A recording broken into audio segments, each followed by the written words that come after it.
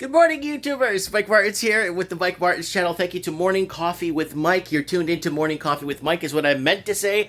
I'm going to be here making some, I've been tasting out a little bit of the Folgers here. That dark roast blend, traditional American coffee. I haven't had American coffee in a good while. So I thought I'd just go through that for a week or two. Anyways, guys, I want to send a big hug, a big shout out to everyone. I hope everyone's doing great out there. It is Morning Coffee with Mike, so let's talk a little bit on what's going down, guys. And I hope, like, on your end, guys, I hope you guys are doing good, because the second wave is in the air. I'm not too sure if it's too close to the elections or what's going on, but they want to kind of time it out, in my opinion. Another thing also was, I've been hearing through the grapevine, was they want to extend lockdowns in Canada as long as the next federal elections or something of some sorts, if you guys catch my drift, there's something in the works. And that article I was looking at yesterday that was sent to me by Sam from Melbourne, that people are getting fined $5,000 if they get caught fleeing. Is it 5,000 or five? Yeah, $5,000 if they're caught fleeing their state. The state of Melbourne. Victoria. The state of Victoria in Australia. So people are getting fined $5 large. That is intense, guys, to hear that kind of stuff. Anyways, what else is going on? I was sent no names, no specifics, recent footage. I'm talking about like a day ago. And then I got footage from 3 days ago. Somebody stopped over at a crossing point of some sorts. I'm not going to get into specifics. Different parts, different footages of military traffic. Lots of military tanks. Those kind of Humpty Dumpty Humvees. And tanks being rolled through. I asked for specific writing. Apparently, okay, this is apparent, so this is me just speculating on what's been told to me. It's British tanks of some sorts, of British, not UN, not any of that stuff. It's British tanks, British traffic, military traffic through Canada of some sorts. I'm not sure why. I don't know. So we'll probably revisit that on Mike in the Night.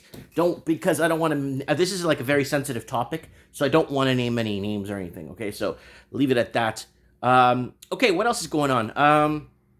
Guests. Guys, we got all kinds of cool guests coming on the show. This Wednesday tonight, we have uneducated economist. So I got a list of questions I want to ask him, and we're going to open up the floor to ask him questions, so we could basically get your questions answered when it comes to the Fed, the death of the repo markets, money dissolving into crypto, into digital currency. Like, he's going to be there to answer our questions tonight. So don't forget to set your reminder for trends in the housing market. And also, I am very excited to say, we have Maneko64 coming on this Saturday on Mike in the Night. Mike in the Night is usually the day he could come on, because he's in England. So he's going to wake up early to play golf. So Maneko64 is going to come on, and I've prepared some really good questions, and then we will open the floor to you guys and your questions that you may have for him. Also, so this is rumored, and it might be true. I've already gotten the okay and the thumbs up for Steve Saretsky. Steve Saretsky, another well-known on the news and media real estate guru, will be on the show on trends in the housing market. I think it's October 6th or 7th. We're going to have Saretsky on. If he says okay, he says he wants to do a collaboration, no problem, let's do this. And I'm like, cool, this guy's cool, no problem, we'll do this. And I told him what date. He hasn't replied to my date, so it's a good week in advance to give him time. And it's at 7, so I know he should be home from work. So I kind of wanted to throw that out there to kind of get you guys all excited. And if there's any other channels that you guys want me or want them to come on the show for me to ask them questions, or you guys to ask questions, or kind of get things flowing, go ahead and ask them if they want to. I've had some people in the background or people in the back end contacting people for me, and it's been really nice, and I appreciate that. I appreciate it very, very much. It means a lot to me that this channel means something to you guys. You know, I mean, we're not. This channel isn't going anywhere, but I mean, when it comes to growth or anything, it's just stagnant. It doesn't go anywhere. But it's good to have, you know, us here as a team, and we all know each other in the comments. It's been years now we've been doing this, right? So, also, I got a lot of emails. I've been getting a lot of emails, maybe 3 to 10 per day from all over the Commonwealth. A year and 2 months ago, I made an entire video series saying, England or UK, do not buy anything. New Zealand, do not buy anything for housing. Australia, do not buy anything. Canada, do not buy anything. I've done many videos like that, like in a segment of a week, where I was breaking down each country in the well, not every country, but the countries that we specifically talk about in the Commonwealth, and we broke it down. Sorry, guys, my vision gets watery. I don't know why. My daughter's like that too. Anyways, so I broke that down, and I'm getting a lot of views on those videos now than I did back when I was warning people. But I've had a lot of people email me. I had like 2 people from New Zealand. Oh, my realtor called me and told me that if I bought in Toronto when I should have, I'd be up. But to be honest with you, Mike, I would have a tough time maintaining those mortgage payments. I would have to dip into my equity. So right now, I'd probably be at 0 or in a very precarious situation. So there's a lot of people that could have bought a year ago or 2 weeks. Oh, okay, let's say from that video when I said don't buy anything. Some properties did go up, but the problem is they would have a tough time maintaining it because the total debt service ratio does not fit in the algorithm. So they don't make enough to eat, basically, or they're going to have to borrow to eat. And that's what's been happening. Wages haven't caught up to inflation.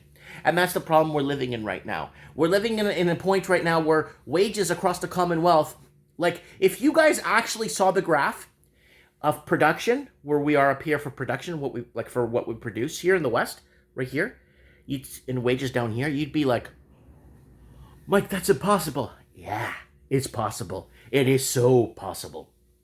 So in Canada, it's been since they say 85, 86 is when things started to change in Canada. In Australia, it was 91, 92, where you started seeing wages really take off, where inflation was taking off from wages. So basically, inflationary levels have been happening for a good while now. But again, capitalism works. I like capitalism. I'm a true capitalist. I know capitalism does work. The problem is, wages haven't kept up to the inflation. That's the problem. Being capitalistic, venturing out, being a great entrepreneur, that's phenomenal. That's all good. But the problem is just the production's up here and the wages are down here. That's the problem. That's what we've been having. And I made a video about that. I was going through my old videos the other day. I was deleting some old YouTube videos. I'm keeping most of them up, but there was one where I was copying. It was like in 2014 where wages are not keeping up. Wages are not keeping up to inflation. And I did a video a week after that one where I said food has surpassed my rent. Because I have a family right now. At that time, I had a family of 1, 2, 3, 4, 5. And food was costing more money than the rent back in 2015. So that was a huge issue. And a lot of those total debt service ratio calculators that people use, let's say, they don't factor in food. That was the main issue I had with that. You could add a cell phone bill, car insurance, home insurance, contents insurance, blah, blah, blah. But it doesn't let you allow... So basically what's left over... When you're calculating your total debt service ratio, I hope you're not yawning because of me. Anyways, is basically what's left over for food. That's how they did it back in the day. I don't know if they've changed that, if they factored in food or what they did, because it's getting really, really tough. But I mean, guys, you know what? I got a lot of cool guests coming on the show. The channel it's not going anywhere. But you know what? I want to start asking some really good, hard-hitting questions. And then at the end, before I open the floor, I'll ask personal questions, like joke questions from our guests.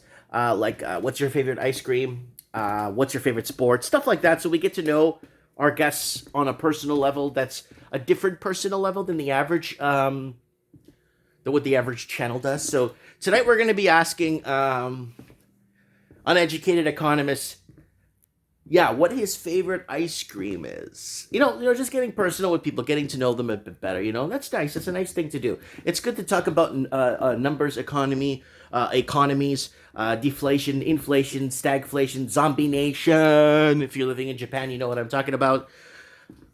It's good to bring up that stuff. It's really good to understand, and then we got Mineko 64. We're going to go over the metals. We're going to discuss, gold, where it's at right now. It's fall in the last couple of weeks. Markets are now taking a huge hit. It looks like the what was it? It's taking I forgot what it was. Taking a huge hit, biggest hit in the year right now, and the biggest drop it's had in a while. And yeah. I had a few things written down here, a few questions I'm going to ask them. So it's going to be good. Good questions, good hard-hitting questions. So I want you guys to be a part of it. Show your support. Come out to the shows and show some support and share the videos while they're live. Guys, while the video's live and we're talking, share it live. Because then it'll create more attraction and more people to come to watch. And then this way, other guests will see that there's so many people watching on the live stream that they're going to want to come on to the channel to get the exposure too. So that's the only way, I guess, we could work this channel out here where we could actually get a little bit more traction going on. Anyways, guys, that's it for Morning Coffee with Mike. I put the Corvette away, guys. I put a nice solid cover on it. A 5-layer breathable cover with a lock, so it's nice and planted, ready for next year. I disconnected the battery. Everything's good to go. I did everything by the book.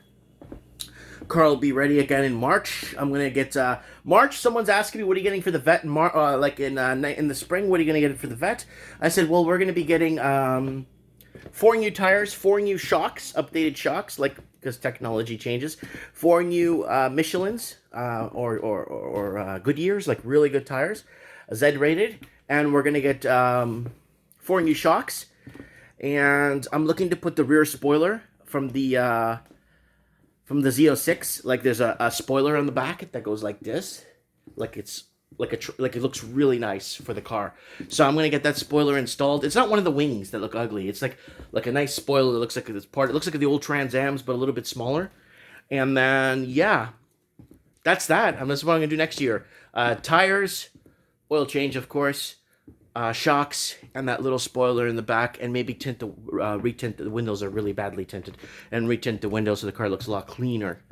And the year after, I'm gonna do the front lights and repaint the whole car. So I want to get all the mechanical out of the way. So people are asking questions about the Corvette too, and that's what's going down with that.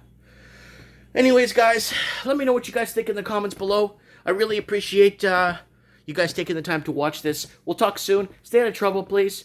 Oh yeah, and people were commenting and messaging me about why do I have pictures of mobsters on my wall. Well, these guys are better dressed, and they actually tell you they're actually telling you they're screwing you when they're screwing you instead of lying to your face. Comment below. Thanks for watching.